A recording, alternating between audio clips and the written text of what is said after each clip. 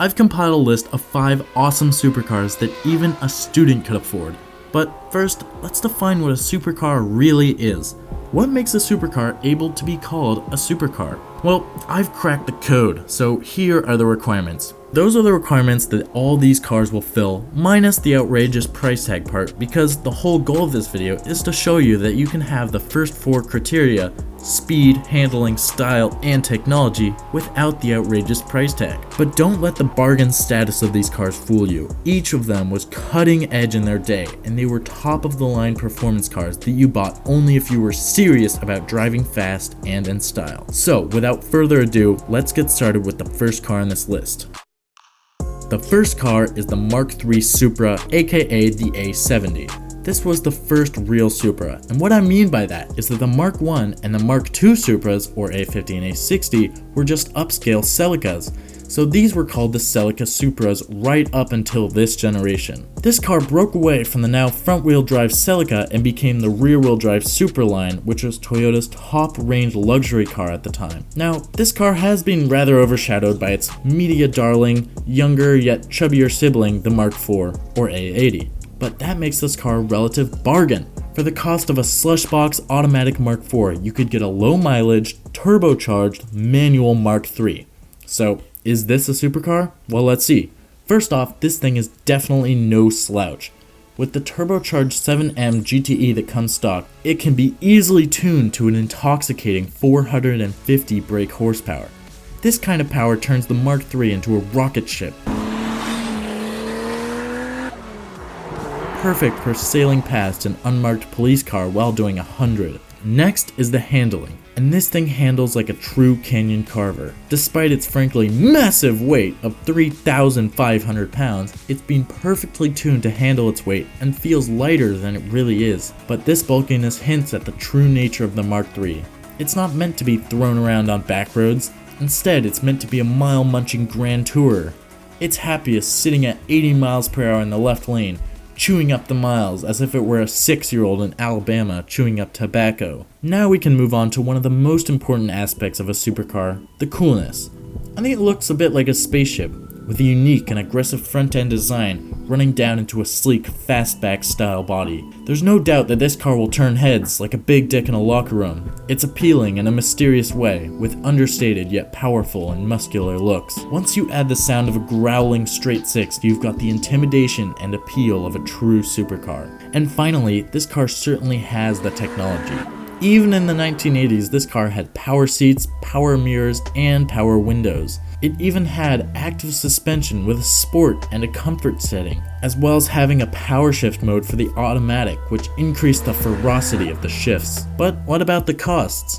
Well, you can get a running and driving, naturally aspirated manual for about $5,000, like this clapped out high mileage track car, and probably a cleaner or lower mileage automatic for the same price. However, the clean, low mileage manual turbos these days are starting to get up over $20,000. So if you want one, you better get it soon. Overall, the MK3 scores a 32 out of 50 on the Cars for Students scoreboard, mostly due to the inherently high cost of maintaining a 30-plus-year-old car and the difficulty in buying a solid MK3 for under $5,000, as they are beginning to appreciate. So if you're buying one of these, you are going to need to have a good job. Now, maybe you're not into the outright speed. Perhaps you want something light and nimble to toss around the back roads. Well, then you're going to love the next car. This is the second generation of the Mazda RX-7, aka the FC. This time around, the styling drew heavily from the Porsche 944, and this generation had a strong focus on handling. Of course, you've probably heard of the successor to this, the beloved FD RX-7. And like with the Supra, this generation presents an outright steal, as it offers the same lineage and much of the same technology at a drastically lower price point. Though, unlike the Supra, these cars really offer something that you won't find in any other comparable car, and that is a Wankel rotary engine. A rotary engine uses triangular rotors spinning on the output shaft to create the power necessary to get you to a Hooters alone on a Tuesday night. This is compared to a traditional piston engine, which converts the up and down motion of the piston into a rotational movement. All this means is that a rotary engine is much smoother, since nothing needs to move up and down, only in rotation, and so a rotary engine can rev much higher.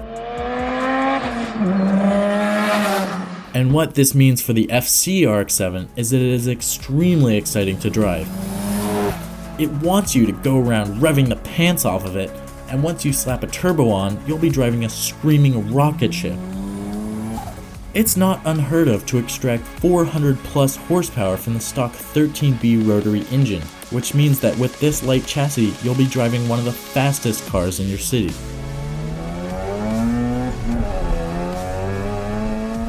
And speaking of a light chassis, that leads us perfectly onto the handling. The second generation RX-7 is praised for being one of the most agile cars to come out of Japan.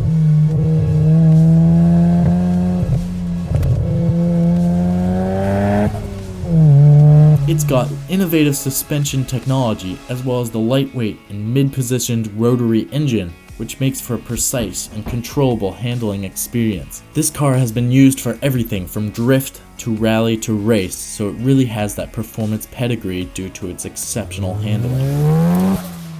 And that handling is in a large part due to some of the technology on board. Mazda introduced dynamic tracking suspension system in the FC. It was a cornering force based rear wheel steering system which made the car much better around the bends than with traditional steering. The FC also had auto adjusting suspension, which changed the suspension depending on the road conditions and the acceleration or braking to reduce squat and dive. Though these pieces of technology made the FC handle like an F1 car, the real technology was under the hood. The SC is still about a quarter of all the realistic cars that you can buy with a rotary engine, which makes it very unique. This unique engine is also paired with the cutting-edge twin-scroll turbo design, which is like having two sequential turbos because it can spool fast at low RPM for more torque, then turn over to a high RPM horsepower beast once the revs get above a certain level.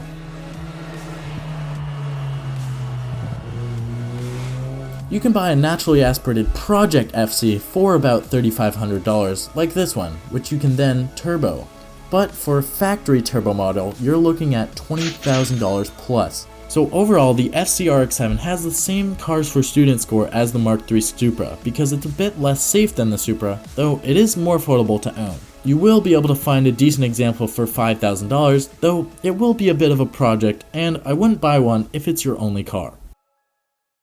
Now, the next car on our list is the Mitsubishi 3000 GT, or the Dodge Stealth. These are really the same car because Dodge being Dodge was too lazy to create their own sports car, so they just took a 3000 GT, changed the styling a bit, and slapped a Dodge badge on it. You can really get either of these cars, but for this video I'll refer to the 3000 GT since it looks better and it has a better badge. The 3000 GT came about in 1991 to compete with the Supra, NSX, and the last car on this list. The VR4 trim, which was the highest level, featured a twin-turbo V6 sending power to all four wheels. This meant it was extremely exciting, putting out 300 horsepower and 308 foot-pounds of torque, which makes it rapid even by today's standards.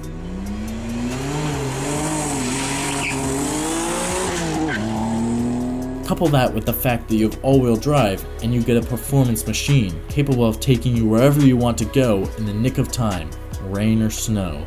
The 3000 GT was also loaded with technology. This was one of the first cars to offer active exhaust, meaning you could press a button to make it louder whenever you wanted to make a show,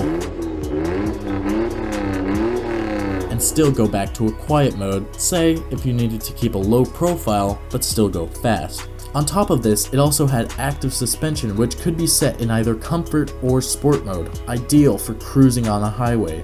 Also ideal for the highway is its active aero. There was a front splitter which would deploy to increase stability on the freeway, and there was also a motor in the rear wing which would angle it downwards on the freeway to provide more downforce for the rear of the car. On top of all these things, it also had four-wheel steering, which further increased stability on the freeway, while also improving handling when it comes to the twisties. And all this technology meant that the 3000 GT was far ahead of its time.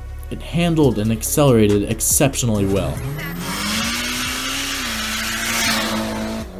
despite its massive weight of 3,800 pounds. It feels lighter than it really is though, much like my wife.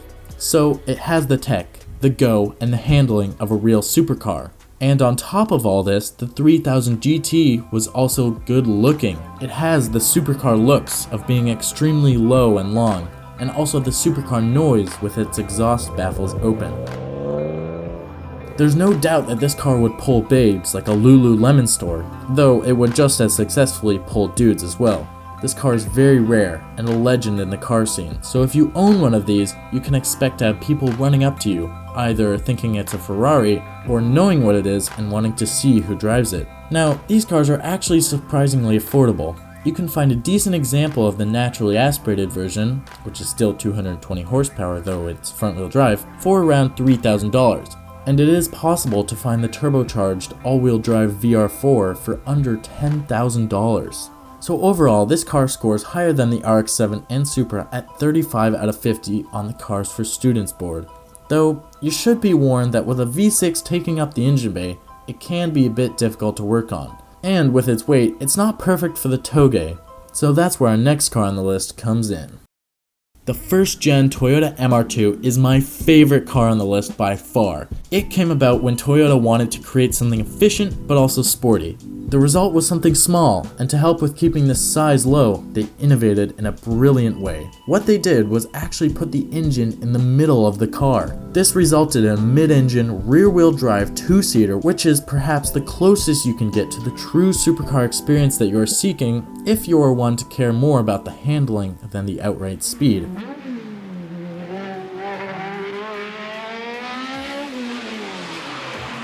And I say that because these were not exactly built for speed.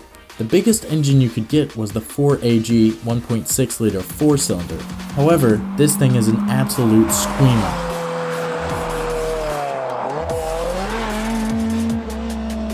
It revs to 7,400 RPM, and the engine is so strong that Toyota even took the liberty of creating a supercharged version. All this noise and excitement happening just a few feet behind your head is what helps to create an insane acceleration experience. Even if you don't get the supercharged version, you can plop a turbocharger on the stock motor and get to 200 horsepower easily, which in this tiny car makes for an exhilarating drive. Let's just say that if you're driving a turbocharged Mark 1 MR2, you'd better be awake.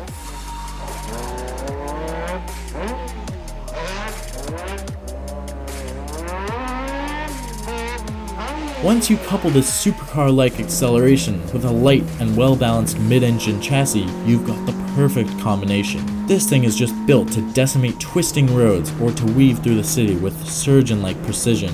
That means that this car offers the same driving excitement as something 10 times as expensive. Now, this car may have the least space-age technology of all cars on the list, but that just means there's less to go wrong. This car is simple and raw. Anything that breaks is easily fixable in your driveway. And besides, this car doesn't need the tech. It already has the most distinguishable characteristic, the mid-engine layout. On top of this, the looks are so outlandish that this will be the most attention-grabbing car of any on the list. Now, because of everything I've gone over on this car, it is beginning to go up in price. It's still possible to find one for around $3,000, but you'd be smart to spend a bit closer to $10,000 to find a decent naturally aspirated version, which you could then use as a base to create an insane turbocharged rocket ship at a fraction of the price of anything that gets close. Now, you should be aware that this thing is the very definition of a death trap.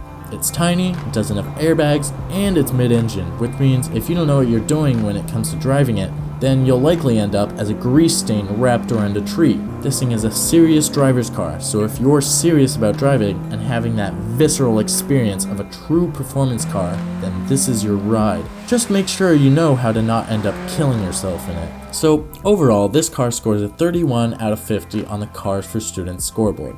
It gets a 10 out of 10 in the funness and the coolness categories. However, it lacks in practicalness, safeness, and it can be expensive to own because it's 30 years old, which means there will be always something that needs fixing.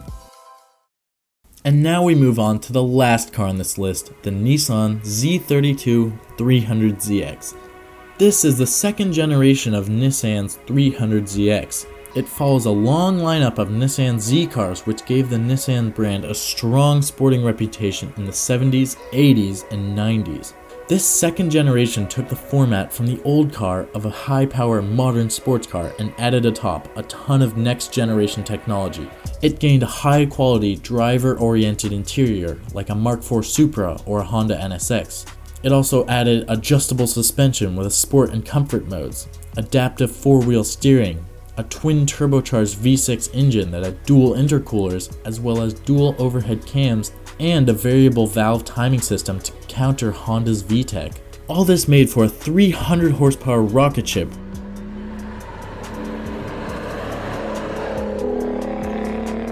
with playful handling characteristics which let you step out the back end without getting into trouble. And because of all this, the Z32 worked its way into the Car and Driver top 10 for 7 years in a row, beating out the 911 it competed with, but this wasn't even its full potential. To prove this, the tuning company HKS took part in designing a 300ZX with bigger turbos and HKS technology, which was called the SR71Z32. Maybe the most badass name of any car ever. All this made the Z32 the third fastest production car of 1990 at a fraction of the cost of anything faster.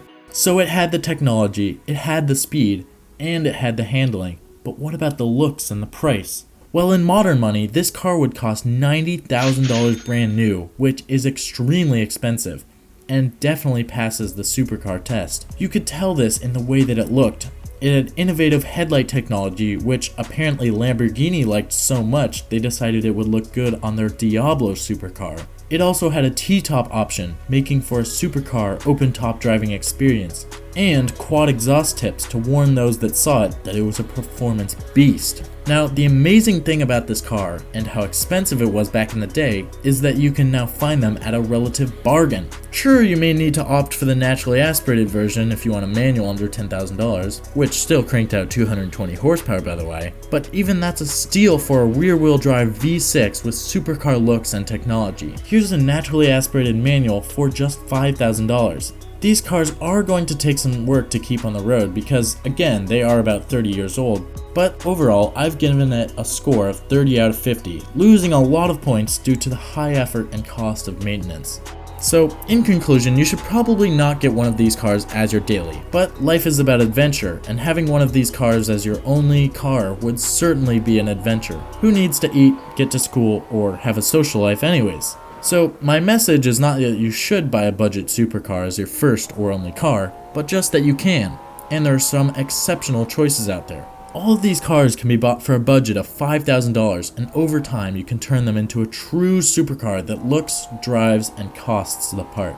For more of my top cars for students picks, go check out this playlist, and if I have gotten around to making part 2 of this video, you should also find that right here and on that playlist.